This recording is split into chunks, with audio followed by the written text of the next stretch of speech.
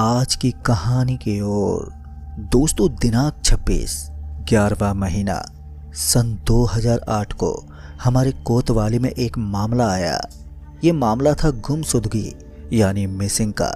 जायसवाल जी का 16 साल का बेटा रॉकी उर्फ राम किशोर अपने घर से ही गायब हो गया था। और जब हमने छानबीन शुरू की तो शुरू में मुझे लगा कि रॉकी गुस्से से कहीं चला गया है, क्योंकि जब जायसवाल जी ने पूछताछ में बताया कि घटना की पिछली रात ही उनके बीच नई कार को लेकर बहस हुई थी। ऊपर से रॉकी के मोबाइल पर रिंग तो जा रहे थे, पर रॉकी कॉल ही नहीं उठा रहा था। और जब हमने मोबाइल को ट्रेस किया तो हम मोबाइल का लोकेशन देखकर चौंक गए। दरअसल जो लोकेशन हमें शो कर रहा था वो रॉकी के कमरे का ही था। और जब हमने उस कमरे की तलाशी ली तो वो मोबाइल कहीं नहीं मिला।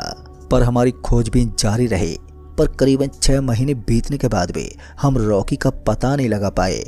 पर सबसे हैरानी वाली बात तो ये थी कि रॉकी का मोबाइल बीते 6 महीनों से ऑन ही था, जिसका लोकेशन अभी भी उसके कमरे का ही शो कर रहा था। यही बात हम सबको झंझोरे हुए थी। किसी को ये समझ में नहीं आ रहा था कि अभी तक मोबाइल कैसे ऑन है। जहां 6 महीने के लंबे छानबीन के बाद हमने मान लिया था कि अब रॉकी नहीं मिलने वाला, तो वहीं दूसरी तरफ जायसवाल जी की सारी आस उस मोबाइल पर टिकी हुई थी जो अभी भी ऑन था। उन्हें उम्मीद थी कि कभी न कभी रॉकी फ़ोन ज़रूर उठाएगा, इसलिए वो दिन में कई बार रॉकी को कॉल करते, पर हर बार उनके हाथ मायूसी लगती। दोस्तों, बीतते वक्त के साथ ये मामला ठंडा पड़ता चला गया और केस बंद हो गया। और मैं भी दूसरे कई केस के चलते इतना बिजी हो गया कि मुझे जायसवाल जी का ख्याल ही नहीं आया। पर इस घटना के करीबन 3 साल बाद ये केस एक दफ़ा फिर चर्चा का केंद्र बिंदु बना, जब फिर एक दफ़ा वैसा ही केस आया जिसमें 32 वर्षीय गुमशुदा व्यक्ति जिसका नाम व्योमदत्त था, उसके फ़ोन का लोकेशन उसके रूम का ही शो कर रहा था। और जब हम उस लोकेशन पर पहुंचे तो हमने पाया कि ये तो वही कोठी थी जिसमें से रॉकी गायब हुआ था। पूछताछ से पता चला कि कुछ महीने पहले ये नया परिवार इस कोठी में रहने आया था। एक के बाद 2 लोगों के रहस्य तरीके से गायब होने से जहां हमारा पूरा महकमा सत्ते में आ गया था, तो वहीं दूसरी तरफ कोठी नंबर 572 पर भूतिया होने की बातें फैलने लगी। कुछ तो रहस्य था इस कोठी का जिसका अभी पता लगाना बेहद ज़रूरी था। लिहाजा इस बार हमने उस कोठी नंबर 572 की छानबीन शुरू की। कोठी नंबर 572 की छानबीन में जो खुलासा हुआ वो और भी ज़्यादा अजीब और पेचीदा था, क्योंकि अब तक 12 परिवार इस कोठी में रहने आए, जिसमें से 3 परिवार हमेशा के लिए गायब हो गए। और तो और इन 12 परिवारों ने ये कोठी खरीदी नहीं थी, बल्कि 5 रुपए की लॉटरी में जीती थी। छानबीन में ये भी पता चला कि जिन परिवार के सदस्य गायब हुए वो कुछ महीनों के बाद ये कोठी छोड़कर ही चले गए। और कोठी नंबर 572 की छानबीन से अब कई नए सवाल निकल कर आए, जिसमें से सबसे अहम सवाल था लॉटरी। क्योंकि अब तक की जांच से ये साफ हो गया था कि कोई तो है जो लोगों को जानबूझकर 5 रुपए की लॉटरी के बदले करोड़ों की कोठी दे रहा है। लिहाजा उस लॉटरी वाले तक पहुंचने के लिए व्योमदत्त जी की वाइफ से 5 रुपए की लॉटरी का जिक्र किया तो वो एकदम से रो पड़ी और रोते हुए बोली, उन्हें वो लॉटरी नहीं लेनी चाहिए थी।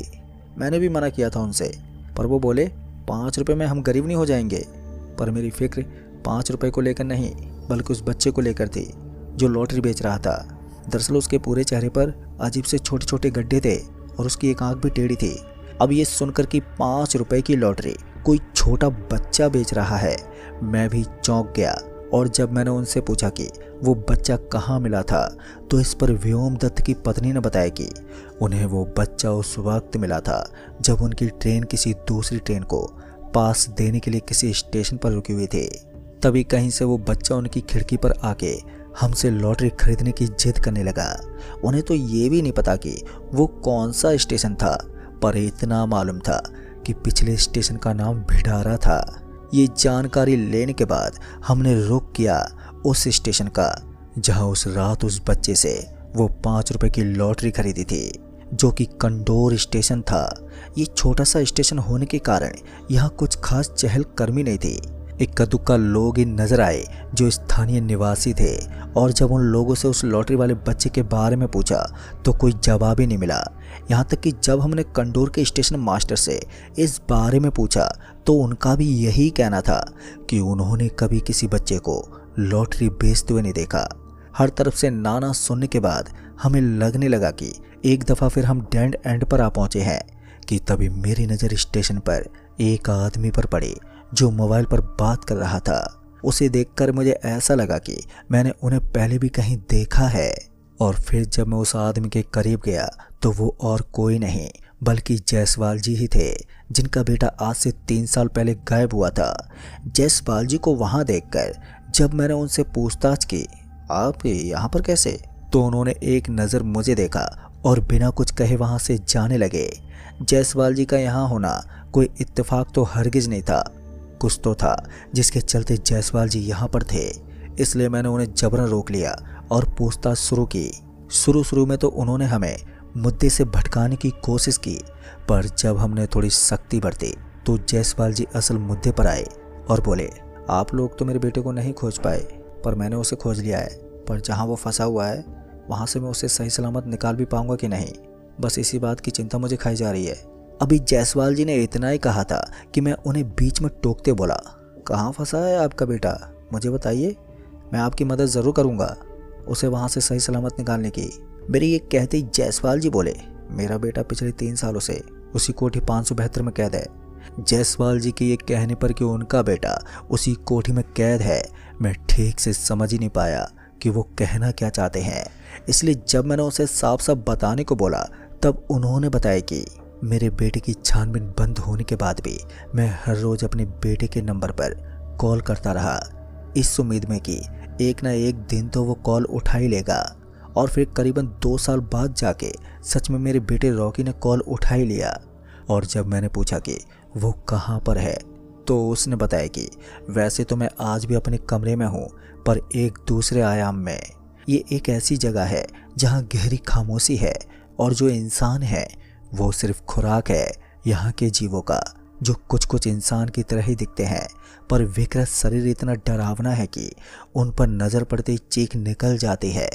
मुझे पता ही नहीं कि मैं अब तक कैसे जिंदा बचा हुआ हूँ, पर अगर आप मुझे देखना चाहते हैं तो मेरे कमरे में आइए, और जो कमरे में तिकोना आईना है उसमें बिना पलके झपकाए कुछ देर तक झांकिए, आपको सब कुछ दिख जाएगा। दोस्तों, इतना बोलकर रॉकी के पापा जायसवाल जी रोने लगे। उन्हें रोता हुआ देखकर मैंने उन्हें किसी तरह से संभाला और आगे सवाल करते पूछा, फिर आगे क्या हुआ, आपने उस तिकोने आईने में झांक कर देखा? जिस पर जायसवाल जी ने जवाब देते हुए कहा, हाँ देखा, पर मेरी बीबी ने, पर इससे पहले वो मुझे बताती कि उसने क्या देखा है कि उसने उसी वक्त दम तोड़ दिया, और मरने से पहले वो सिर्फ इतना बोली, मत देखना। इसलिए मैंने हिम्मत नहीं की उस तिकोने आईने में झांकने की, पर अब तक मुझे ये अंदाज़ा हो गया था कि ये सारा खेल 5 रुपए की लॉटरी का है। इसलिए मैं उस बच्चे को खोजता हुआ यहाँ पर आ गया जिससे मैंने वो लॉटरी ली थी, पर कई महीने बीत गए, मुझे यहाँ पर वो बच्चा नहीं दिखा। जायसवाल जी की बात से मुझे ये अंदाज़ा तो हो गया था कि हमने यहाँ आके कोई चूक नहीं की है, क्योंकि केस की मेन कड़ी वो लॉटरी वाला बच्चा ही था। ऐसे में अब हमें किसी तरह से उस बच्चे तक पहुँचना था। लिहाजा हमने उस बच्चे के हुलिये के आधार पर उस बच्चे का स्केच तैयार करवाया जो काफ़ी हद तक उस बच्चे से मेल खाता था। उस स्केच के सहारे हमारी टीम ने अपनी छानबीन का दायरा बढ़ाते हुए छानबीन शुरू की। जैसा कि मुझे लगा था कि वो बच्चा इतनी आसानी से नहीं मिलेगा, और हुआ भी कुछ ऐसा ही। फिर एक मर्तबा कई महीने गुजर गए और हमारी टीम खाक छानती रह गई, जिसके चलते इस केस को हमेशा के लिए बंद कर दिया गया, और साथ ही उस कोठी को भी प्रशासन द्वारा हमेशा के लिए सील कर दिया गया, ताकि आगे से फिर कोई उस कोठी का शिकार ना हो। पर वहीं दूसरी ओर केस बंद होने के बावजूद मैं इस केस की तहकीकात में जुटा रहा। फिर इसी दौरान एक रात जायसवाल जी को गिरफ्तार करके कोतवाली लाया गया।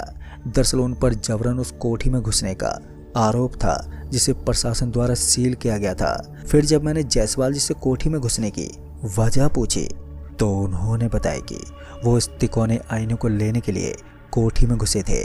फिर जब मैंने उनसे इस विषय में कुछ और सवाल किए तो उन्होंने बताया कि उन्हें 2 दिन पहले वो बच्चा मिला था जिससे उन्होंने वो 5 रुपए वाली लॉटरी खरीदी थी, और उसी ने बताया कि अगर उन्हें अपना बेटा वापस चाहिए तो जायसवाल जी को उस तिकोने आईने को लाल पानी के तालाब में डुबोना होगा, जो कि मैनगुर के जंगल में है। फिर जायसवाल जी की पूरी बात सुनकर मैंने उनकी मदद करने का इरादा कर लिया और मैं उनके साथ पहुंचा कोठी पर, जहां से वो तिकोना आईना लेना था। आईने के सामने आने से पहले ही जायसवाल जी ने मुझे समझा दिया कि भूल से भी उस आईने में एक टक नहीं देखना है, इसलिए मैंने कपड़ा ले लिया और उसी कपड़े में उस तिकोने आईने को लपेटकर निकल पड़े मैंगूर के उस लाल तालाब की ओर जहां ये आईना डुबोना था। हाईवे के किनारे गाड़ी लगाने के बाद बाकी का रास्ता हमें पैदल ही तय करना था, क्योंकि उस घने जंगल में गाड़ी नहीं जा सकती थी। जैसे तैसे करके उस लाल तालाब तक पहुंच गया। तालाब के मिलते ही जायसवाल जी ने फौरन ही वो तिकोना आईना उस तालाब में फेंक दिया। जैसे ही आईना तालाब में डूबा वैसे ही तालाब का लाल पानी सूखने लगा और देखते ही देखते पूरा तालाब सूख गया।